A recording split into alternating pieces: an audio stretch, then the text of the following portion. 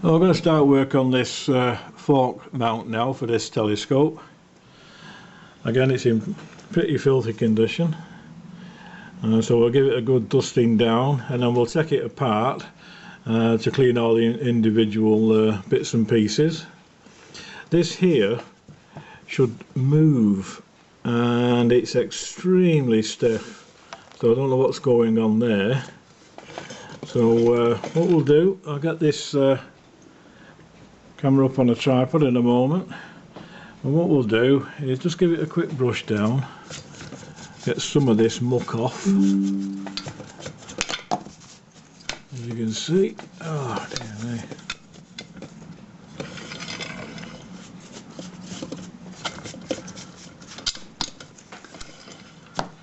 There we go, that's the lock.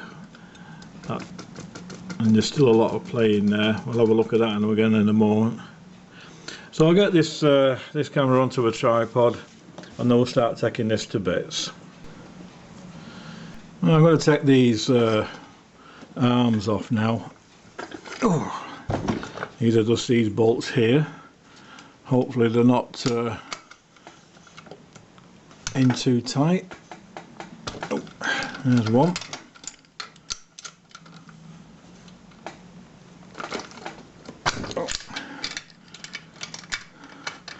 I haven't been off in a long time.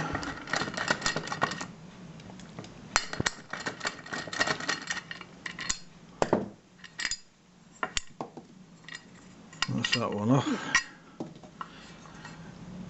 Give these a good clean. Get all this dirt and muck off these. And see what we can do with those later on. Get rid of this other one.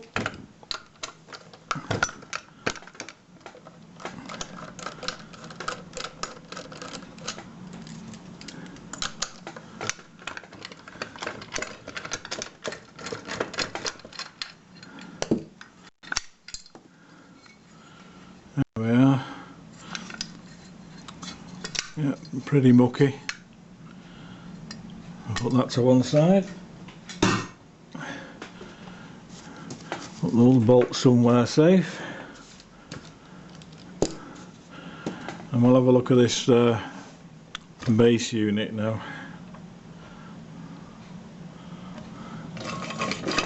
Which sounds pretty noisy.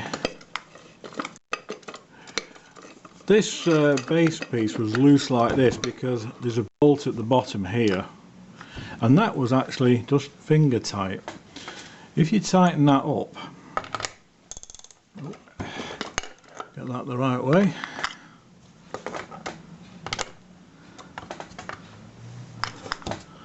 a lot of that play disappears. But what I'm going to do is just going to take that off and lift off this top unit to have a look inside and see how that is.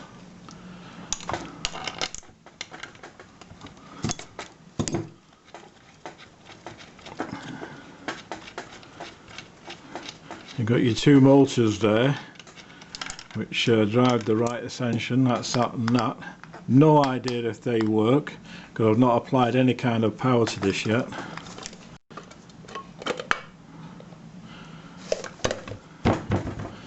There's the inside.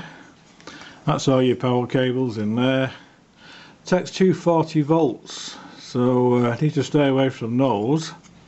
And that's your two motors. As I say, no idea if they work, but we'll check those a little bit later. And this is the top unit now. You've got this here, which is the actual spindle it runs on. This should move and it should be separate from this gear wheel, which as you can see is pretty stuck together. So I think we need to try and get this apart and see what we can do with it. And then we'll have a check of it and clean it all up and give it some kind of a re-grease or something of that nature. This spindle here is held in the top underneath this here by a circlip, so we should be able to get that out as well. So I'll set about doing that in a moment. Now I've taken the whole of this mechanism apart now, and what was causing a problem on a lot of this is congealed grease. You can see it here. This is what was gumming the whole of the works up. So that needs to be all cleaned off. There was that which fits on the top of there. That's one of your main gear wheels. You can see again just congealed grease. And this is the drive ring that actually drives there. This is what connects up to the two motors, and again grease. So this needs to be all cleaned off and then reassembled, which I'll do shortly. One thing I've got to be careful of is this very thin spring. I just hope this all goes back together when I get round to doing it. So I'll set about that now, and hopefully in a short while we'll have all this ready for reassembly and make it run a lot smoother than it's been before. Right, all of these pieces have now been cleaned of all that old grease, and it's a matter of now reassembly. So we just need a bit of more grease here just to put on this edge. Don't need much.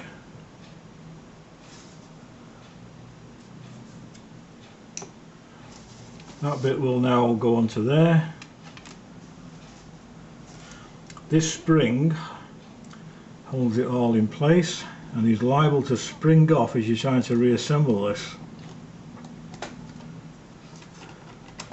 We'll get that on. Next piece to go on is this, and this groove is where this sits into.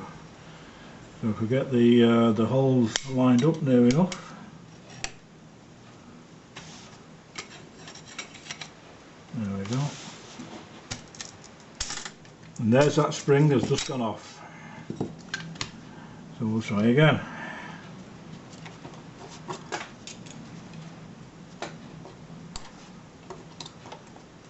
Fiddly.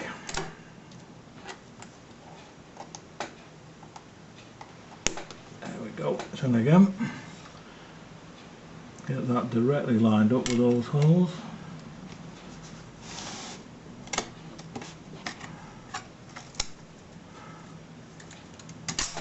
And it's gone again. We'll try it again. Third time lucky.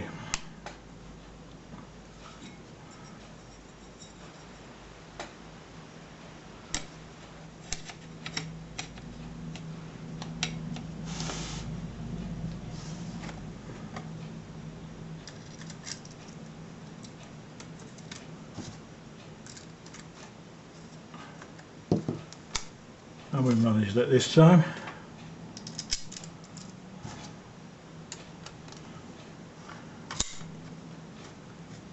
There we go.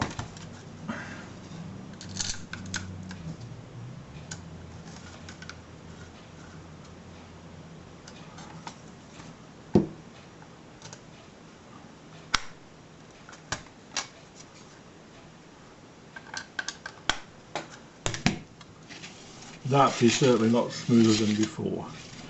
That wheel there goes into that. So this goes back on like that in the end. Next bit to go in is this centre spindle, which takes all the way to the scope. Get that back in, get it lined up. Some more grease again. This time just on this section here.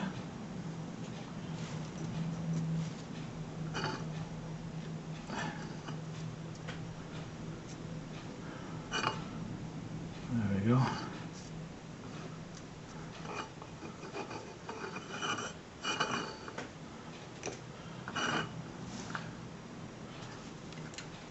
that will now fit into there.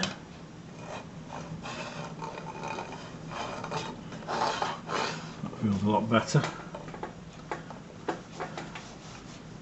And then this top piece locks it all together. I'll just make sure that that's actually lined up. It is.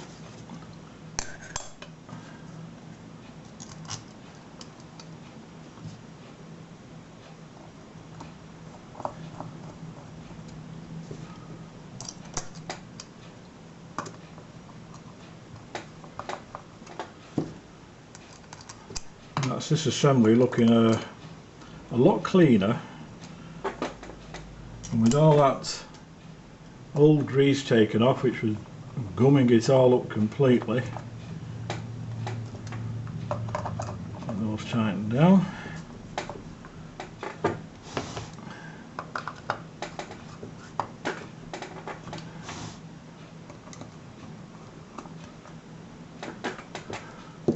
That now all moves quite smoothly, and what should happen now is that moves separate there, that moves separate. Put the lock on, that still moves, but everything else, that now locks onto the main body. And that's it. That drive wheel fits into the cogs on the motors, and the motors turn that in a sidereal daytime, which is slightly less than 24 hours, and it's extremely slow, so it's not worth staring at it for a long time to see if it works. That will then go back into the face. We'll just put it back in temporarily. I've still got to look at this yet.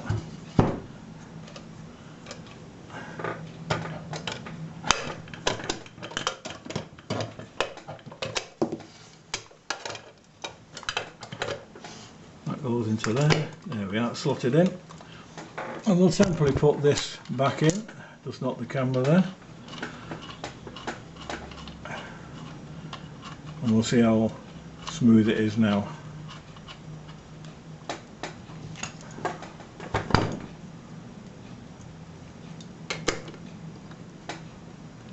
Tighten that up.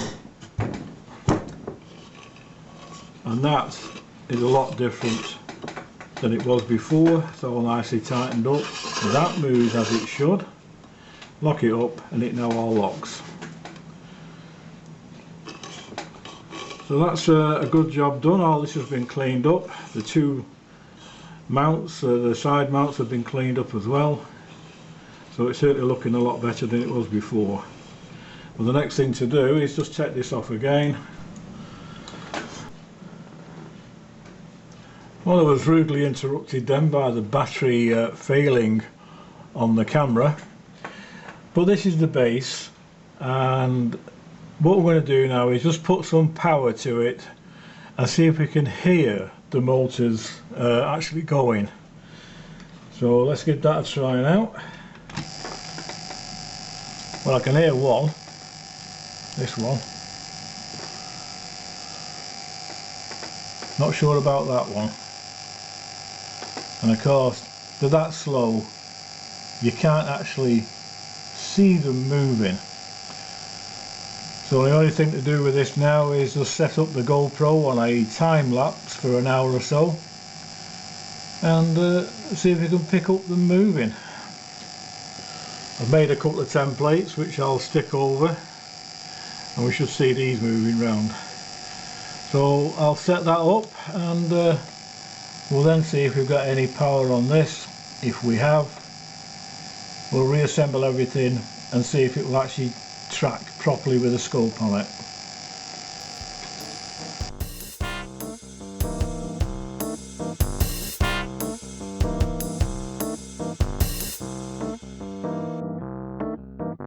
Is that all? Well, that was nice to know that he's shown that these two are now working. So it's just a matter of pushing this lot back together again, setting it all up and seeing what it looks like. So that's what we'll do next time.